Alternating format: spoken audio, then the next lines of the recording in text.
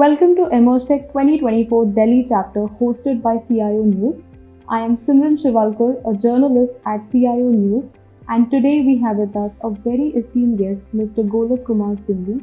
He is a Chief Technology Officer, Passport Seva Program, India and Global at Ministry of External Affairs, Government of India. So thank you so much for joining us today. And with that, I would like to ask you the very first question. How has your experience been so far attending this event?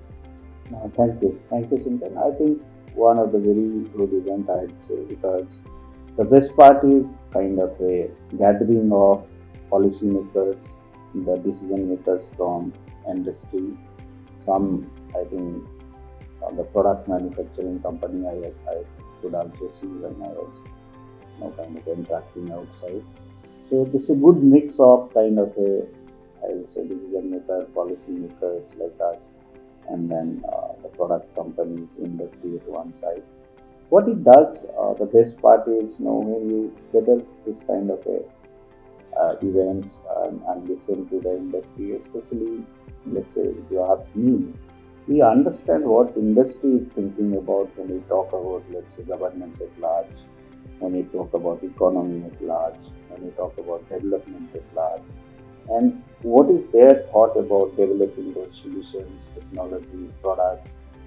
And that is where we bring our expertise, saying that no, when you look into technology, when you look into solutions, as I was speaking, you have to think about, let's say, masses at large, citizens at large. And while we talk on that, we also must not differentiate in terms of, let's say, demography barrier or geography barrier or literacy conditions, rural-urban divide, economic conditions. There are a lot of gaps, right? So these kind of events really help, and I must thank you, CIO News and the entire team for having me. Thank you. Thank you as well, and it's totally been an honor to hear insights from you. When you speak about your experience, and on those lines, when you say it's helping you build the gaps, it helps you tap into the masses and the citizens. I would also like to understand what emerging technologies are you looking to integrate into the Passport Seva program to enhance its efficiency and the user experience? No, why only Passport Seva? So that's what the point is. Passport Seva is one of the program, and you all are beneficiary of Passport Seva, right? You understand how is that was possible. There was a time when it used to take almost 3 to 4 months to get a passport. Today you get it in 3 to 4 days. How was it possible? Because of one side, I'm leveraging all of such emerging technology. The second side, as I said, technology is not alone. The entire ecosystem, whether it is about people, whether it is about processes, whether it is about policies at large, whether it is about when you are enabling with such technologies, such kind of a digital, you have to also ensure that are you making a difference, as I was speaking. So today if you apply for a passport, you don't find a difference whether you apply from, let's say, Mumbai, I apply from Delhi, or let's say a poor villager or a farmer applying from a remote corner of, let's say, UP, Bihar or Jharkhand. You don't find any difference. And how was it possible?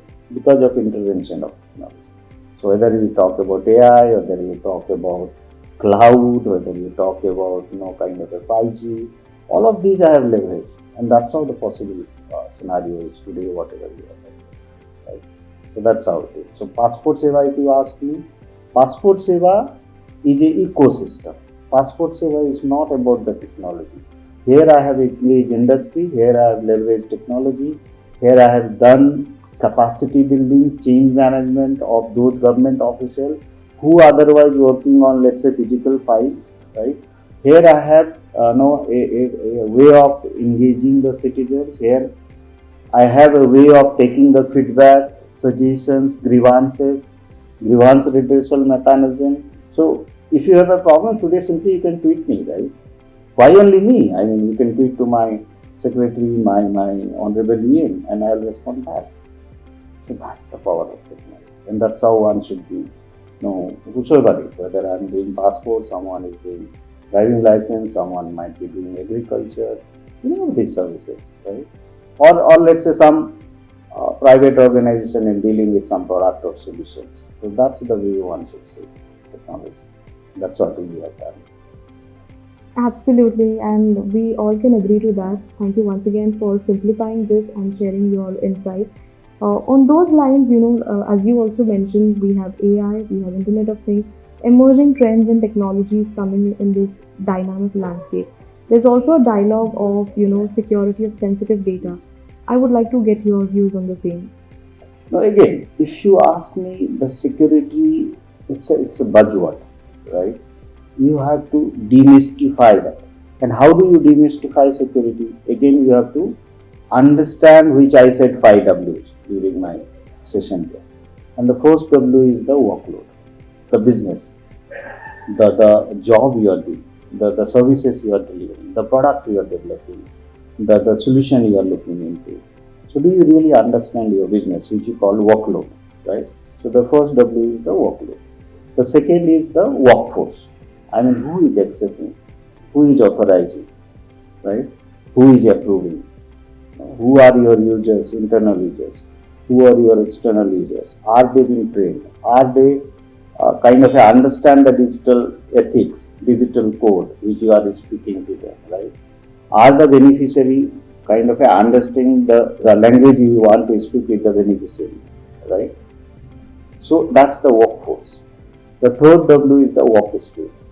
I mean, the solution, the applications you have developed. Is it a on-prem? Is it a cloud-based? No, is it a mobile-based? So again, that we call the workflow, the application. The fourth is the workspace. We all have realized, right, after COVID-19, something I call today there is no boundary. It's a boundaryless world. And the two more powerful tools is the mobility of workforce and which I call workflow, right? So the application is mobile, workforce is moving all around, and the workspace has become boundaryless. So today, if I am sitting, I must know that okay, now it is what is the time? 8:30, right? My US embassy is working, right? They are there at this time. So I must know what is happening with my passport issuing system in US, right? So that's the power of technology, and that's the way you have to think the security. So you must understand here. The third is the workflow, the application. Fourth, I said workspace, and the fifth is the web. So everything is on the web, right? Anything and everything I can have from my mobile, right? So I'm crossing that cyberspace, right?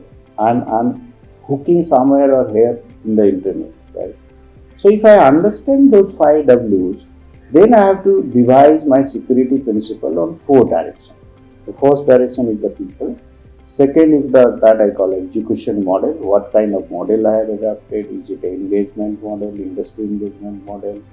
Is it a cloud variance model? Is it my on-prem model, right? So first people, second is execution model. Third, which I call rules of engagement. That is the compliances, regulations, and law of the land. Let's say today something goes wrong, right? Where do you learn? You learn in the court of law, right? So you must not forget your rules of engagement. You must be aligned with those compliances, those regulations when you are building security, right? For example, today we have enabled DPDP law, Digital Data Personal Protection law, right? So I must be aligned with them, right? And last but not the least, the tools and technology. What kind of tools and technologies you are deploying, and how much observability and visibility you have of those tools and technology.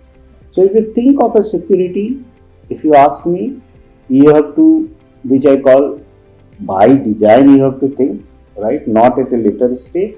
It has to be intrinsic at each component which you are deploying or kind of implementing. And third is, as I said, it must be aligned with the rules of engagement. So that is the way one has to look into security. That is the way I have done it. And I think as of now I am safe in sector.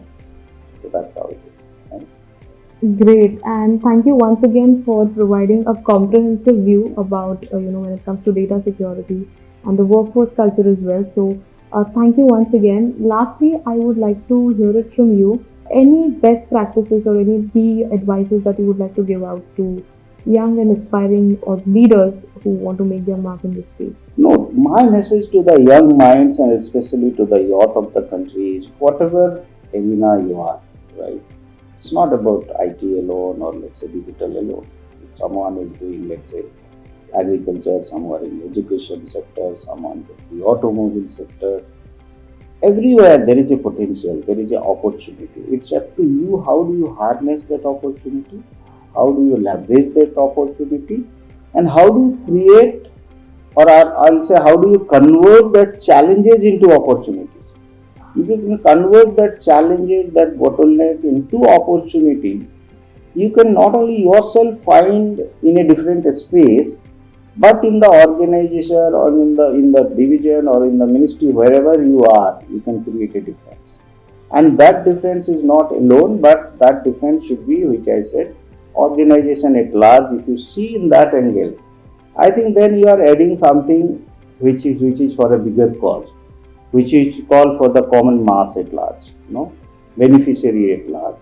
And that's why we call, a youth mind, a inspiring mind should always see for a larger public good, not for your own sake. If I am looking for a larger public good, if I am looking for a global good, then whatever you are aiming for, whatever you are planning, whatever you are executing, whatever you are thinking, your thinking process will change, right? And that's how it should be. That's my message. Absolutely. And thank you so much for making it very inspirational and insightful. We have a lot of takeaways from this session, certainly. So, thank you once again for joining us, sir. Thank you.